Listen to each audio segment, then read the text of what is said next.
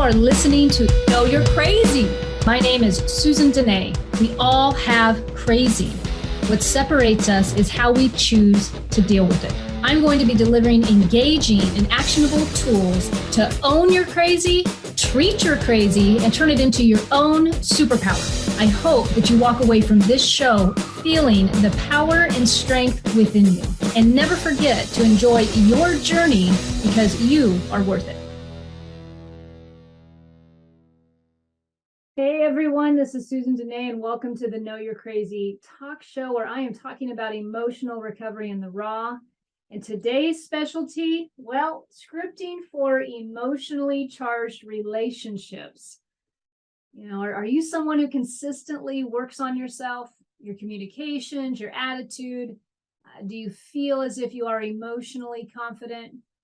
So why is it then that certain relationships send you over the edge? After all the self-analysis, the acceptance of others, the deep work, you still find that you can become emotionally charged with certain personalities in your life. When the negative emotions come up, we momentarily lose our feelings of trust, of caring, of understanding, acceptance, appreciation, and respect for whoever we're talking to. Today's show, I'm going to provide conversation tips, emotional strategies that you can apply with your partner, your boss, your kids, your in-laws, anyone else in your world that still tips you over at times.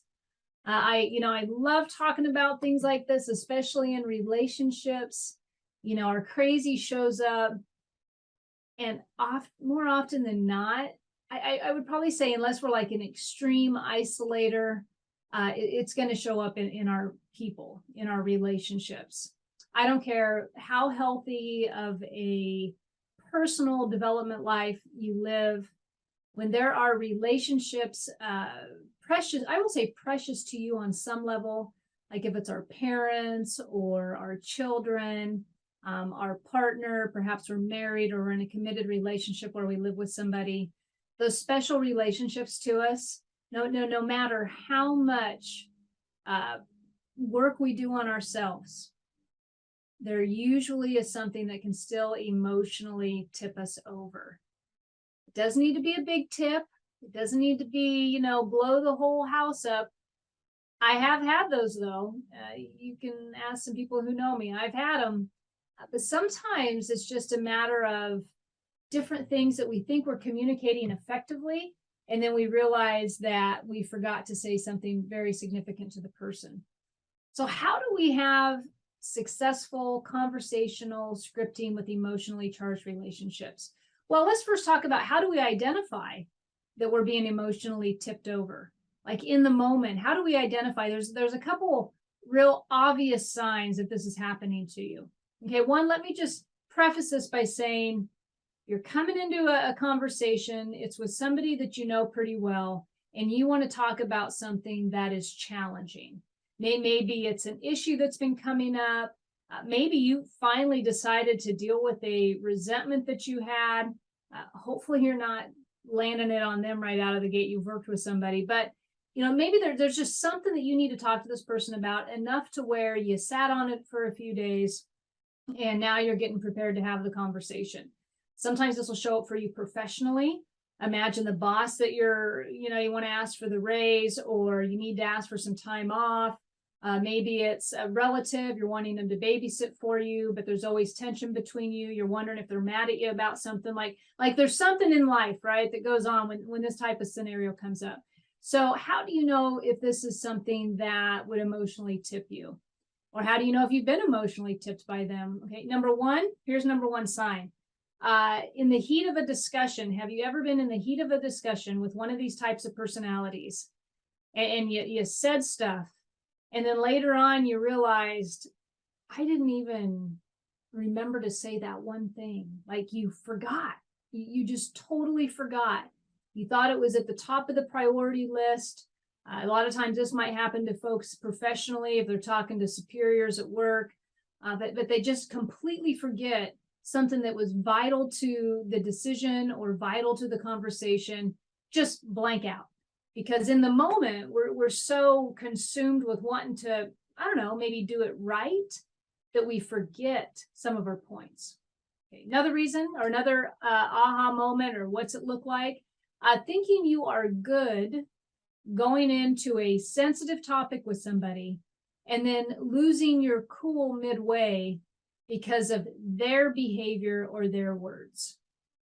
Have you ever had like you feel really good about something, it's somebody close to you, and then you sit down to have a conversation, and the way that they interpret it is not the way you intended it, and suddenly they're upset, or they become sarcastic, or they do the what is that, the throwback punch, where now they're going to turn around and insult you, and you're thinking, oh my God, I just wanted to have a productive conversation. How did this go south? How did this go south?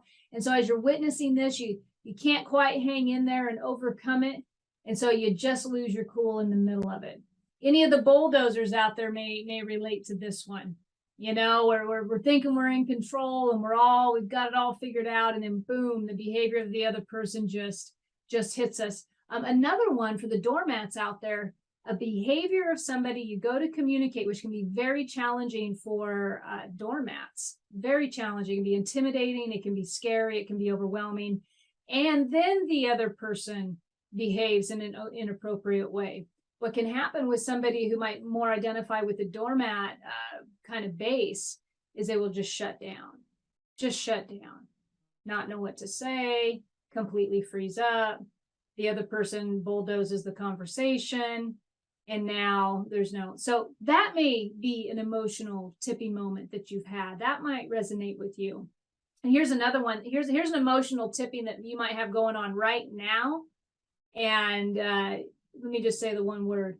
You are avoiding somebody for some reason, because when you're around them, you just feel like you can't hold it together. But yet you know that it's not appropriate to avoid them, but you don't know how to address it.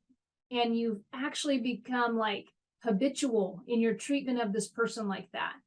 So either you're not ending the relationship, maybe it's family, maybe it's somebody at work, I don't know, maybe it's a friend that kind of hangs out on the peripherals, and you only hang out when you got enough in you to hang out, but then you avoid them all the other times. Anyway, if there's avoidance going on, then that personality with you is somebody who's emotionally tipping you over.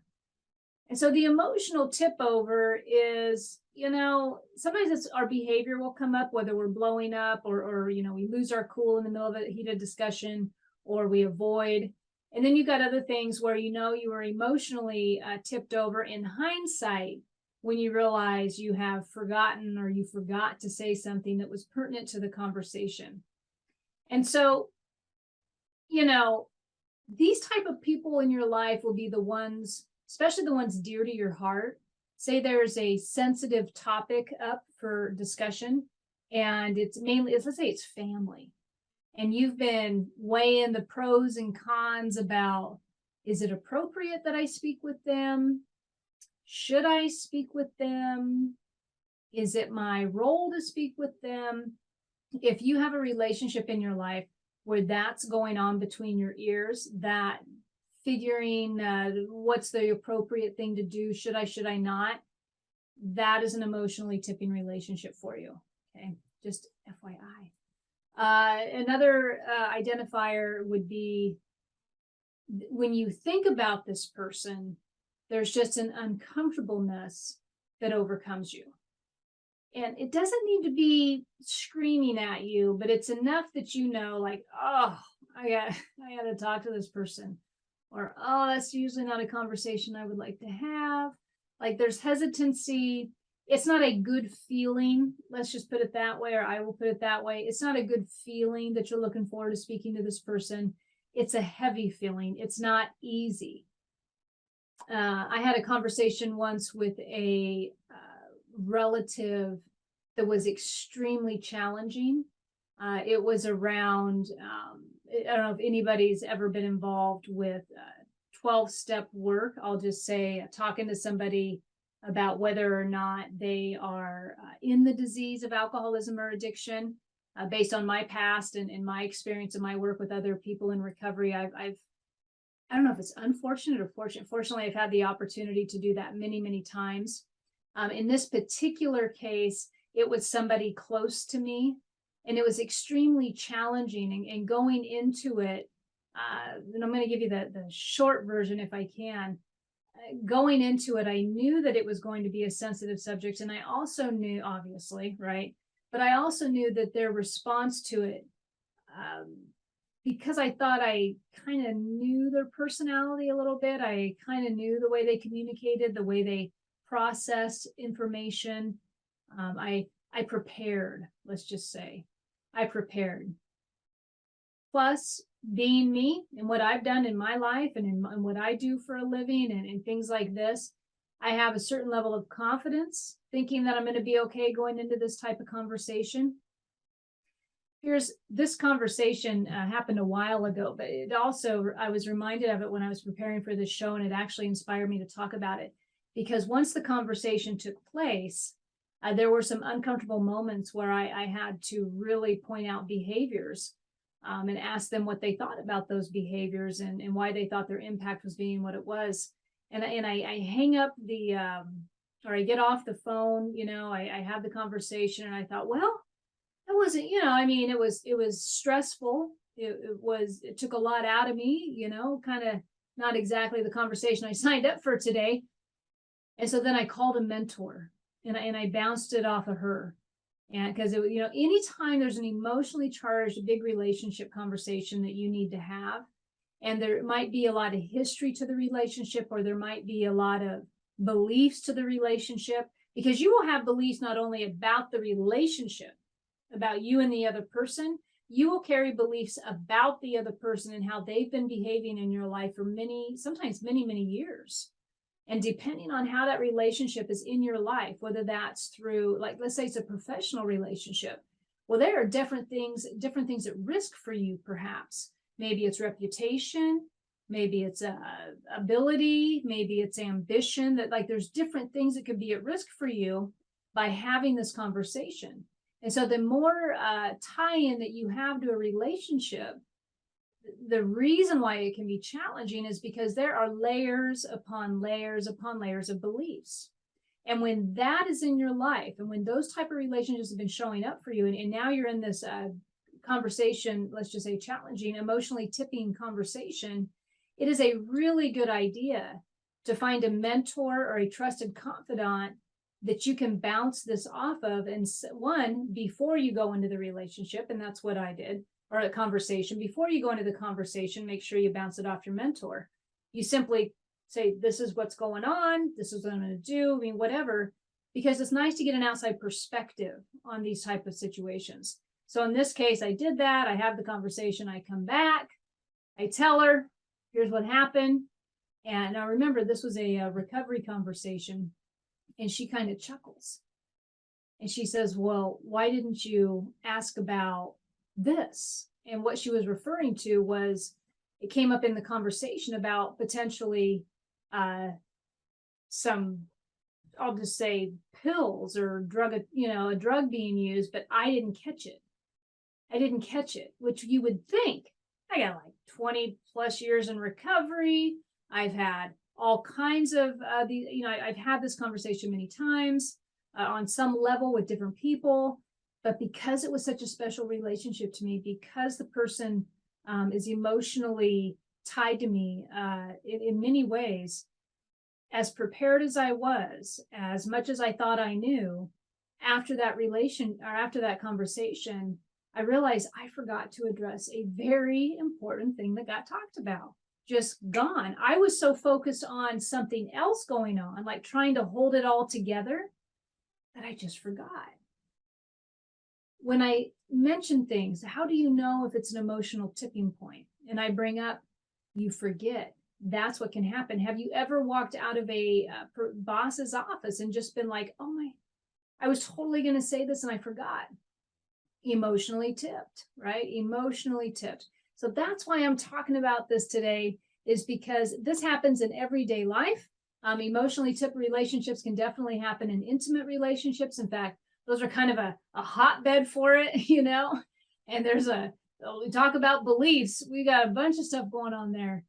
But so it is important, and it's a necessity to understand how your crazy operates in those scenarios. And once again, I like to educate on how our individual, and I call it the crazy, how our individual communication skills show up, or how our individual I'm just gonna freaking take off the filter here, because I get so wrapped up sometimes about what people think are politically correct, and not. Look, we got flaws, we got weaknesses. It just is what it is. So when you're crazy and your weaknesses and your flaws are not benefiting you, that's what I like to talk about. So if you have emotionally charged conversations and you're losing your stuff in the middle of them because you can't hold it together, then that's why this show is there for you today. All right. So why do emotionally charged relationships affect us so much? Well, how good are you at setting boundaries? How good are you at setting boundaries? I think it was a few weeks back. I think I did a show on boundaries. I can't remember if it was a highlight of the show or if it was the actual show. I probably should have looked that up, but I've been talking a lot. Anyway, understanding when a boundary is appropriate with those relationships, because the appropriateness of boundary setting is really sometimes coming down to, in the conversation with somebody, being able to address inappropriate behavior. And so what would inappropriate behavior be in an emotionally tipping relationship / conversation? Somebody's behavior might be they over talk a lot. Okay. They interrupt a lot. They're unable to listen at all to another party's, feedback or experience of being in a relationship with them. So that can be very challenging. And so you come across somebody who over talks a lot, or they'll interrupt you mid-sentence. And I'm not talking about like interrupting with children when they've got, attention deficit disorder or anything like that. That's in a whole different category. I'm talking about grown-ass adults right now, and people who overtalk, interrupt, or somebody in your life who might be suffering from a unsurmountable amount, or surmountable. Is it unsurmountable? Anyway, I'm going to go with unsurmountable, whatever. I think I did a whole thing on me not being the best at grammar. So there you go, you grammar checkers. Okay, unsurmountable amount. Now I hosted up of self-pity. Do you got any self-pity heroes in your life? Yeah, try addressing that in an uncomfortable conversation, calling somebody out on self-pity or trying to bring it to their attention. How appropriate can you be in a sensitive conversation like that? Is there a decision to continue to stay in the relationship? A lot of times with these relationships that are emotionally tipping us over, they're close relationships, like I said. And close relationships, they can have stuff like somebody suffering from self-pity. And once again, outside the box, I'm not talking about somebody who's been clinically diagnosed with depression. That's not what I'm talking about. I'm talking about somebody who's feeling sorry for themselves, and you either got to live with them or you got to work next to them in the cubicle, and it's killing you. And you're just like, oh my God. And it just goes on and on and on. All right. They might complain a lot. The sky is always falling. What is that? Chicken Little? The sky is always falling. Or you got Winnie the Pooh, Eeyore. Just you got an Eeyore in your life. Okay. So that might be one of the reasons, recognizing when a boundary is appropriate. How do you set boundaries in that scenario so that you don't have to take all that in all the time? And last but not least, one of my favorite one, I don't even know if favorite's the right word, but I will say one of the ones that is the most obvious to call out is when you're in a relationship with somebody. Now, I'm not talking intimate, just remember anywhere where they have a lot of passive aggressive comments. And it's like a feeling like they're calling you out on something, but they're not really calling you out on it. But they're not coming right out and being forthright with you. And it'll almost come across as a criticism. Passive aggressiveness is shaming to the person on the other end of that. It is shaming somebody. So if you're being shamed by somebody because their communication style is passive aggressive, it is time to set a boundary. Passive aggressiveness can show up in all kinds of areas of life. It can show up in our families, in our intimate relationships. It can show up at work. It can show up with bosses. It can show up with coworkers. You know, it's passive aggressive. It's icky. That's what it is. It's icky. I don't think I suffer from passive aggressive too much. Abruptness, rude abruptness, maybe.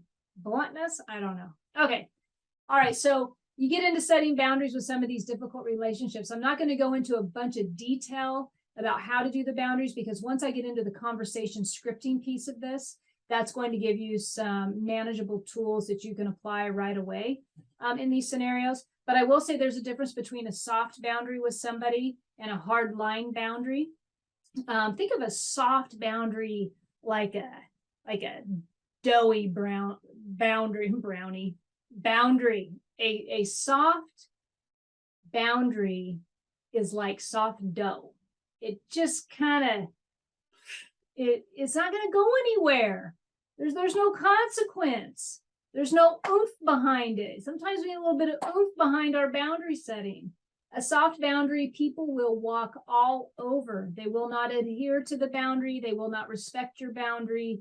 They will just walk all over it. So that's a soft boundary. If in these emotionally tipping relationships and in these communications, you're finding yourself repeating yourself, there's something wrong with the boundary. There's not enough communication in the boundary. It's not clear. It's not assertive enough. Something is going on. There's not a consequence that has been adhered to by you with the other relationship. And which brings me to a hard line boundary.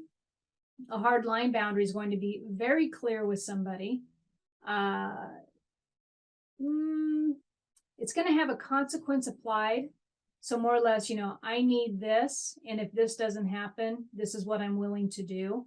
And then the willing to do part actually gets done. You will see people change sometimes if the boundary is mutually agreeable, like when it comes down to disrespectful feelings in a relationship or rude behavior under the roof, that type of thing.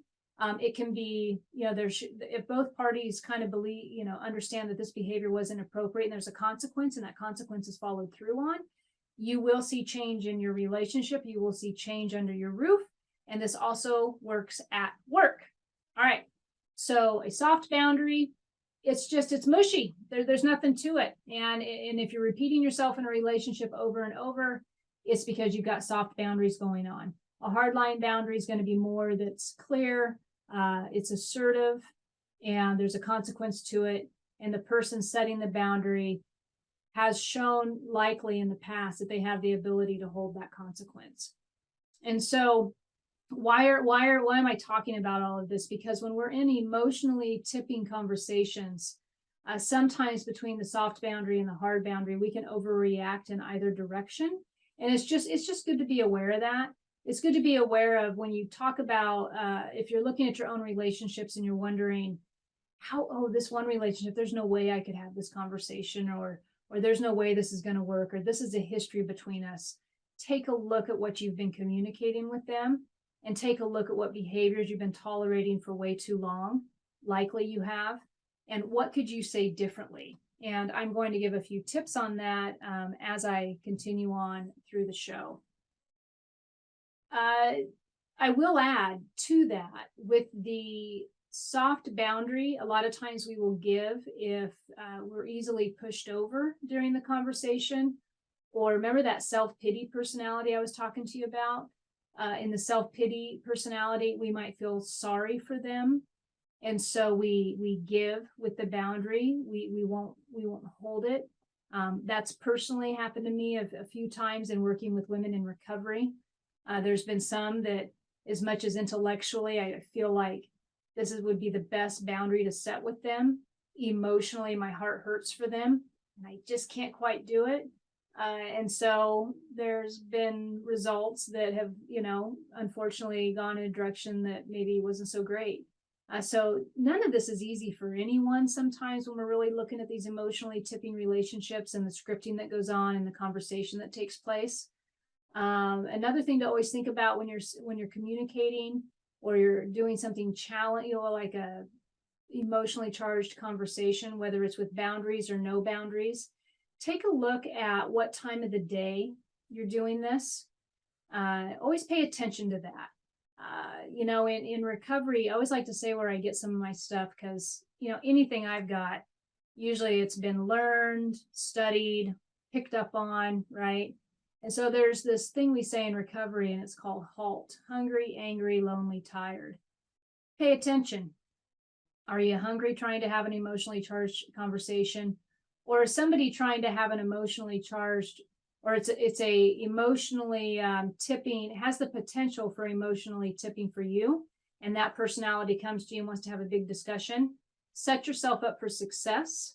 Ask yourself, am I hungry? Do I need to eat right now? I don't know about any of you that suffer from hangry, but I got a couple people under my roof that do. And I will just tell you, sometimes before we dive into some family discussion, I'm like, did everybody eat? Because we don't need to poke the hangry bear. Hungry, angry. Have you been angry lately? Are you in the heat of an angry emotion? That is the time to not dive into the type of conversations that I'm talking about today. Loneliness, which would kind of be the opposite. Am I feeling lonely? Am I feeling down? Don't have your feet quite underneath you. Do you know what I mean by that? Like you're not exactly feeling confident and upbeat about life and what you've got going on. That may not be the time to have an emotionally potential for an emotionally tipping conversation with somebody. And then this one I personally learned from. I'm going to share a story. I wasn't planning on sharing the story, but I'm going to share the story. My husband and I, we were in a relation. I think we were married. We got married after like 5 years. We moved in together, and we're talking about something. And it took us a while to figure out the sweet spot of communication. And how we learned this was because somebody tended to get really cranky after about 9 p.m. I would run and do my stuff all day long, work, kids, whatever. And by the time bedtime, 9 p.m. rolled around, yes, I'm older now and very sober, so I go to bed like super early. But so does he. But the difference is he goes to bed like wide awake and happy and talking and blah, blah, blah, blah, blah, blah. And so what would happen is we'd have these conversations that would come up between us. And for whatever reason, they might be something heavy, right? Like, we're a blended family. We've got kids of, step parenting going on. We got exes involved. We got a house. We got built, right? Pick a topic. Something can come up. And we had to learn that there's an appropriate time to communicate. And it is not when one of us is tired. Not when one of us is tired. It's best to hold those conversations when everybody is well rested. So I share that with you because, we got to be smart. If we're going into one of these conversations with somebody and we're a little bit hesitant, we need to check ourselves first and also do them the honor. Like, don't be calling them up at 5 a.m. to have an emotional, heated conversation. Just because you want to talk doesn't mean they want to talk. You hearing me? All right. So hungry, angry, lonely, tired. That's a good little tip. I'll share that with the world. Let's see, what else do I got?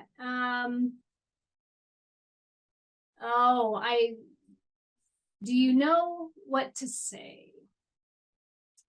So as I was sharing earlier about, we get into relationships, or we have relationships in our life that some are way more emotionally charged than others. And the reason why is because we have a history with them. And we have a perception of the relationship. We have beliefs established of how we should be treated within those relationships. And that is why we don't ever know sometimes we don't know what to say. We don't know how to word it. We don't know how to convey our needs. There's a lot of worrying about what the other person's going to think about us. There's a lot of worrying. I've heard people say, I feel that I'm scared they're going to abandon me if I share this with them. So in our relationships now, and I'm gonna hone in on intimate relationships right now, just a little sidebar, or even really close friendships. Do the people in your life truly know you? Do they truly know you? Or have you been holding back? Are you a secret on some level? I would really emphasize this in intimate relationships, where we will tend to not really say what we want, or not really say how things are affecting us, for fear of what's the other person going to think? What are they going to do with this information?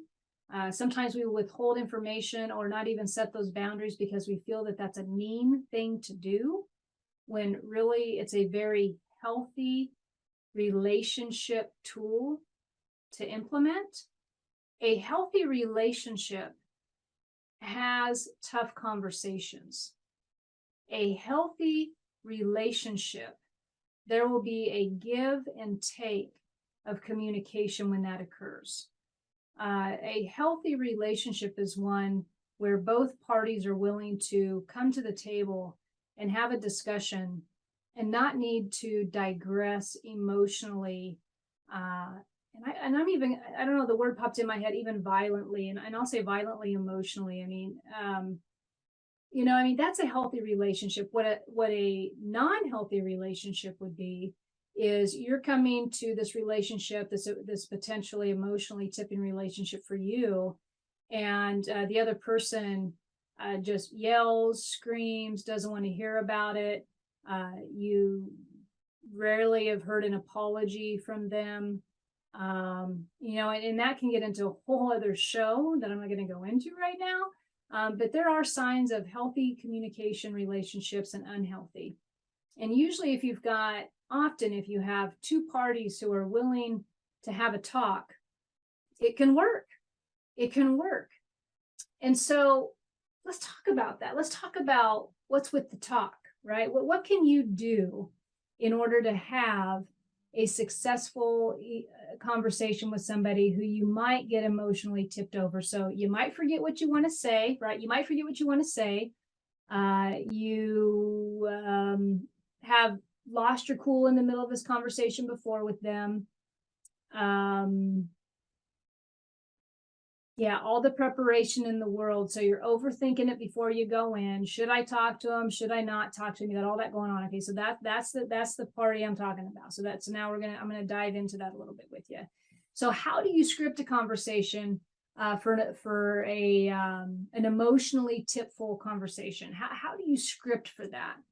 Okay, first off, I'm going to give you a fantastic tool, and don't laugh when you read this, because I hope she's watching. I had a client recently who did this. And can you even see that? It's probably way too far. Here. That ain't gonna work, is it? Okay. Write it down. Write it down. You're preparing for this conversation. Hopefully you're going to do some preparation. Every now and then we'll get emotionally tugged and we'll just start blurting stuff out and, have a nightmare on our hands. But if this is an important conversation for you, you really want to be heard. You're seeking to have your needs met. Maybe you're asking for a raise. Maybe you're at home talking to your spouse about something that you've never talked to them about before. Perhaps you've been struggling personally and you need to convey that to somebody. Whatever that is, but you're kind of antsy about talking about it. You're nervous. Write it out. Prepare a little bit.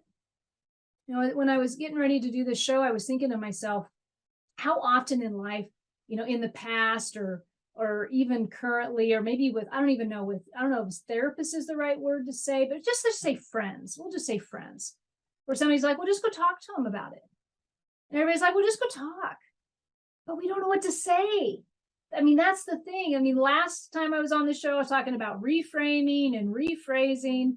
I love to give tangible scripting tools to folks because we don't always know what to say. And so that's the first thing. You're going to write down your conversation. If this is an important enough conversation that you're wanting to effectuate change in the relationship, or you need to be heard differently, or you need a need met, and you have been withholding this, this is important stuff for you. Write it down, write it out. Okay. When you're writing it down and you're writing it out, maybe make like a rough draft. I don't know.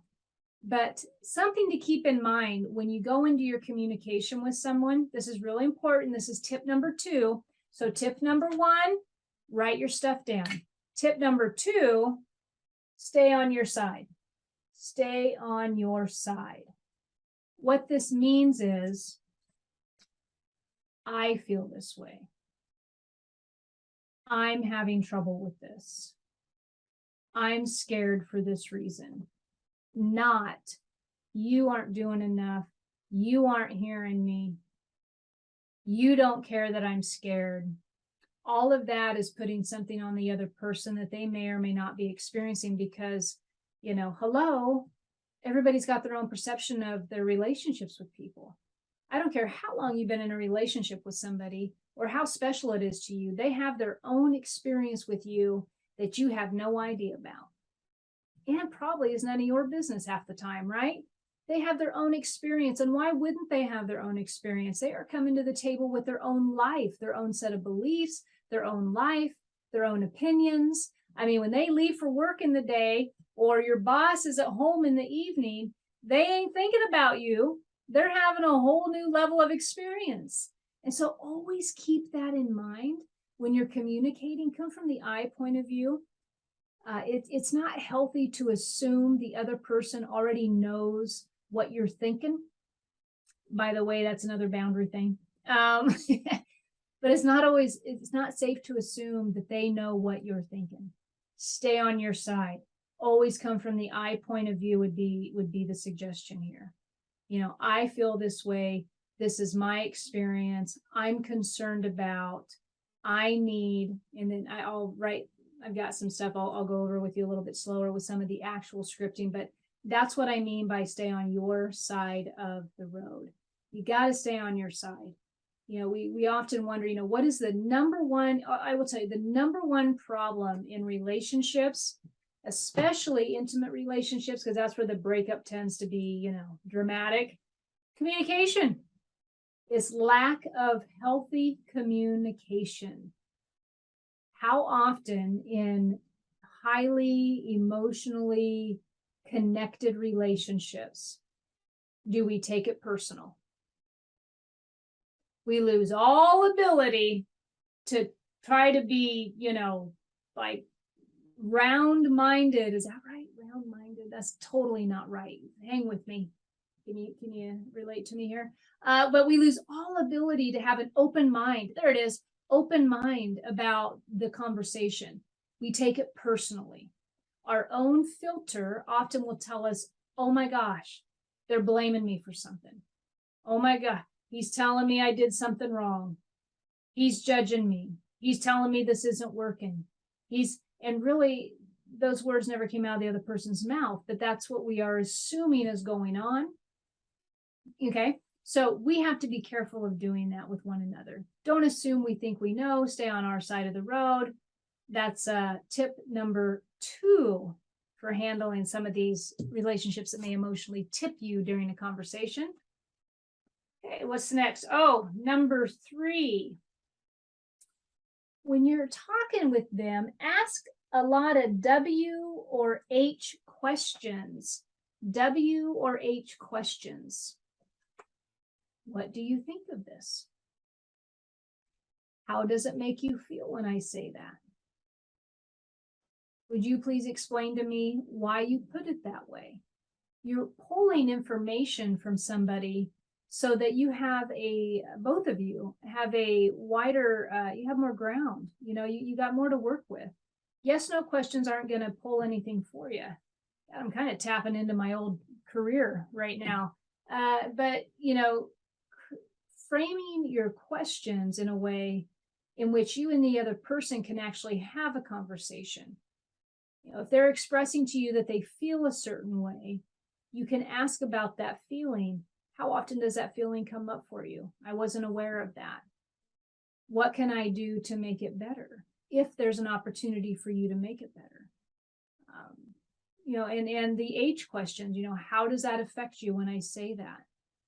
Keeping in mind that this is a conversation between two people. When you're adults and you have a healthy relationship, this type of communication is welcomed. And sometimes, even in healthy relationships, we do lose our cool a little bit. So just keep that in mind. W questions, H questions, more or less you're staying away from yes, no questions. They're like, no, yeah, no. Everybody gets defensive. Nothing's going on. Conversation comes to an end. All right. Okay. Tip number 4. Here we go. This is for you. And you could ask whoever you're having the conversation with, what do you need? But I'm going to hone in on you. What do you need? As I was preparing for the show, I think a lot of times people get really weirded out by the word need. It feels needy. This comes from my own personal experience, by the way. I have a story about this one. But what do you need? And being able to stand up for what you need in a relationship often is a foreign concept to some people. They don't know how to express what they need in a relationship. Or even deeper than that, they don't even know what they need because they've never asked themselves. It gets lost in the umbrella of life. Sometimes we're just going to work, we're coming home, we've got a tight schedule, we're constantly tired maybe, or bugging out too much on the cell phone and not taking enough time to really look with us about what we need. It's easier to distract than to investigate. What do we need? What do you need in your life from this relationship that you're having this conversation with? Do you need clarifying communication? Do you need more attention? Do you need to, this comes into some of those boundaries. You need no passive aggressive conversation. What is it that you need in the relationship? I recently had a conversation with someone where they said, I just needed you to listen. That's all I needed. Thank you for doing that. Thank you for listening to me and not trying to fix it. I just needed you to listen. I went over some of that last time I was on this, did my show about reframing and rephrasing and really being upfront about, I'm going to be saying something to you right now. I only need you to listen. I don't need your feedback. That can be really helpful in intimate relationships where somebody doesn't know what to do with the other person's conversation. Let them know what to do with you, if that's going to help satisfy a need of yours. But think about that as you go into these relationships. What do you need from them? Is it respect? Is it love? Is it attention? Is it just an ear to bend? Is it a behavior that you would really appreciate that they changed? Are you able to express how that is affecting you? All right. Lots of information. So before I go to break, I'm going to actually take one break before the show wraps up today. But before I go to break, here's your 4 tips on having conversations with people who may emotionally tip you. Number 1, write down the conversation. Don't be scared of this. I had a client who just did that and it went fantastic. Number 2, stay on your side of the road. Come from the I point of view. Don't come from the you did this thing. I point of view. Stay on your side of the road. Number 3, ask W and H questions. Get inquisitive. Find out what's going on in between their ears. Ask them how they're feeling. Why do they feel that way? What do you think of this? I mean, here we are surrounding ourselves with all these relationships. Do you respect them or not? Are you interested in their opinion? Or are they just are you just keeping them? Are you taking hostages in your life? Just somebody you can call a friend so you can say you got friends? I don't know. But if they're worth respecting and they're still in your life because you choose them to, ask them questions. Figure out what's going on with them. And then last, stand up for your needs. Stand up for your needs. What do you need in the relationship? And are you communicating that? And when we come back, I will give a wrap to the show and a little bit of an overview. And yeah, be more than happy to talk about that. So in the meantime, if you are interested in any coaching or any services from me, you can go to my website at susandenee.com. There you can reach out to me by communication or any of my social media on Insta, Facebook, Twitter, I think. I don't know. All right, we'll be back.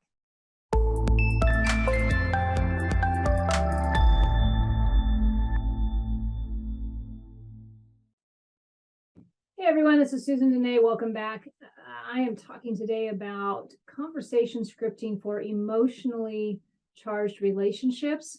The relationships that we can get into conversation with and suddenly we don't know what we're doing, or we forget to say something because we have so much tie to it. Whether it's a professional relationship, we're talking to our boss about something that's important to us, or it's a family member, or I gave an example earlier in the show about talking to somebody about getting sober and how those can be sensitive conversations. And so how are we with having those conversations? How are we doing with them? Some of the signs that you may have a relationship in your life that's challenging for you to communicate, where I call it the emotional tipping. Emotional tipping might look like you forget what you were supposed to say during the conversation. 20 minutes later, you realize, oh my goodness, why did I not bring that up? That was the whole point of the conversation and you forgot. Let's see, another one is you're avoiding the person consistently, yet there hasn't been a clear breakup, whether that's a friendship or a job, or you know what I mean, but you are practicing avoidance. And there was one more. I'll have to come back to it. So we talked about those reasons or those identifiers when you have an emotionally a relationship in your life that can have a tendency to emotionally tip you. So I was talking about that, and then I went into sometimes these relationships in our lives are really hungry and striving for boundaries. I reviewed a little bit about what a soft boundary may look like versus a hard line boundary. Often a relationship may not be working for us because we have just not made a boundary that was effective, which means that we're just kind of soft and doughy about it. You kind of mention it, but you don't really have any assertiveness behind it. So there's no oomph, there's no impact with the boundary, and the person continues to not listen or not do what you would wish they would do. And now it's getting weird. That's a soft boundary. A pretty hard line boundary is there. It's very clear. This is the situation. This is what I'm not willing to do, and this is the consequence I'm going to provide if the behavior continues. And there's everything in between there. But ultimately, an effective boundary is going to be one that's clearly stated with a consequence. And then that consequence is followed through if the other person doesn't adhere to that. I'm not going to go too much down that rabbit hole today because that's a whole other show in and of itself. But boundaries are very important when we're talking about these intense conversations, or what feels intense, should I say, with relationships in our life that can tend to emotionally tip us during that. An emotional tipping conversation might be one where you went in all ready to go and planned out, and then you lost it. You lost your temper, you freaked out, or emotionally you turned inwards, you completely shut down, you froze up. Those are the type of conversations I'm sharing about today. So after talking about boundary setting, I went through 4 different tips about what you can do today if you have a conversation like this that's in your life, that you're debating on speaking with. You really, you want it to go well. I had some flashcards and I showed them right before I went to break. But the one flashcard I didn't make that I should have made was make sure you reach out and talk to somebody about this potential conversation that you're going to have, because an outside perspective can be highly helpful to you to help you kind of walk through, or they can point out something they hear or don't hear. And they're not intimately involved with it like you are emotionally. So bouncing that conversation off somebody, and then after you have the conversation, calling that mentor, that somebody up and saying, hey, this was the conversation, this is how it went, and find out what type of feedback they give you. Or kind of or they may have none at all. You may just get to talk about that with them, which will make you feel better. So all of that got me to the point of talking about needs. And that's kind of where I was wrapping up before we went to this break we took. How important it is to recognize what our needs are in a relationship, whether it's professional or friendship or intimate relationships, even with our children. What are our needs? What is it that we're trying to convey? And we have to be honest with ourselves first before we try communicating those needs to somebody. So first suggestion would be understand what your needs are. You might need more respect. You might need more attention.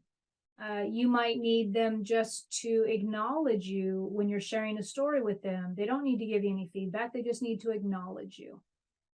You might need some training, let's say, at work, or you might need to change your desk around at work. So, and why would you need that? Well, maybe you need to feel emotionally safe, or you want to have a more invigorating experience, to satisfy, your excitement or whatever, right? So you have needs. Become intimately involved with your needs. Know what they are, because often when we're just doing life on life's terms and we're coming and going, we're not really paying too much attention to that. And that's okay. I mean, that's what we do, but let's just make sure we're not, buzzing out on a cell phone and constantly escaping reality and then wondering why our relationships on the side aren't working, because people in our lives don't know what the hell we need. They don't know. We're not telling them, but we think they know. And now we're holding them accountable for what we think they know. And they don't know because we're not telling them. All right. That's what I got on needs. So what do you say? Okay. I got like 2 minutes to go and then I'm going to be over. So let's see, real quick. I need a tension-free evening. So I would like to talk about this tomorrow. I need a tension-free evening. I would like to talk about this tomorrow. Here's one for a parent, your elderly parent, maybe older parent. Mom, as much as I appreciate your input, I need to discuss this with my husband or wife before I discuss it with you. I need you to understand how important this is to me. I need you to understand how important this is to me. I need some time to think about that, but I will be back. Key words there. I will be back. I need some time to think about this, but I will be back. I will follow up with you. People like to be followed up with. People, that helps people understand that you just need a little bit of space and you're going to come back.